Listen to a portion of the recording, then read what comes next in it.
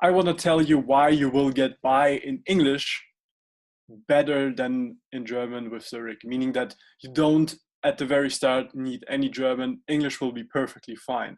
Why? If you come there with a broken German, you might have problems to communicate.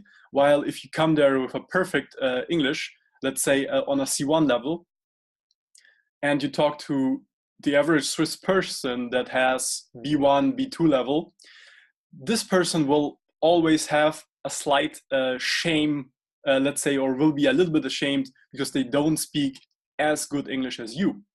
Since English is the #1 language in the world, people in Western countries are always slightly ashamed if they don't speak it perfectly. So in conversations, you will have some sort of advantage all the time. As an example, I can tell from my experience that once I was in a negotiation situation. So I was waiting in a company's office for the CEO to discuss some things. And the Swiss CEO, he came out of another call with an English client. And he came into the room and he continued speaking English with me. So instead of changing to German, which would be my mother tongue, and his mother tongue would be Swiss German, I stayed with English. Why? Because I didn't know this person that well. I was not sure if he will be annoyed by my high German or written German. Because it's always this thing in Switzerland that the kids actually speak in the breaks and in their free time Swiss German, and during official classes they speak High German, written German. And some have this connotation of High German being connected with this teacher telling you stuff.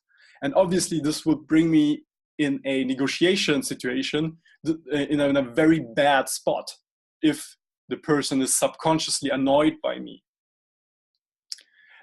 If you type into Google Schweizer wollen, which means Swiss want, then the first suggestion Google will give you is Schweizer wollen das Deutsche die Schweiz verlassen, which means Swiss want Germans to leave the country.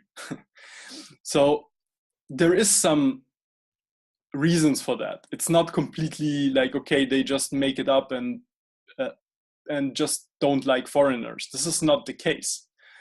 Once I was in the tram near Paradeplatz, where all the bankers work, and there were 4 bankers, mid-40s, in the tram. And one of the bankers was on the other side of the tram. So what they did is to scream to each other, communicate over the whole length of the tram in High German, in a loud voice. And this were not 14-year-old teenagers. This were like middle managers that behaved like shit in public transport in the biggest city of Switzerland. Because Zurich is not the capital, because we don't have one in Switzerland.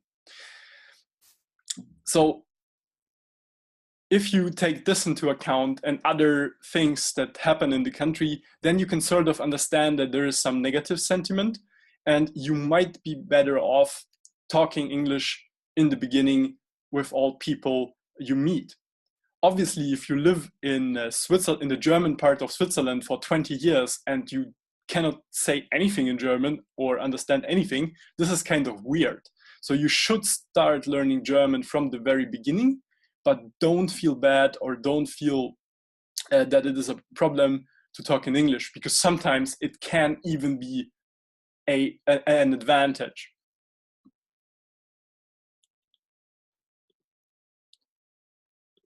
Oop. So that was that. Thanks for listening.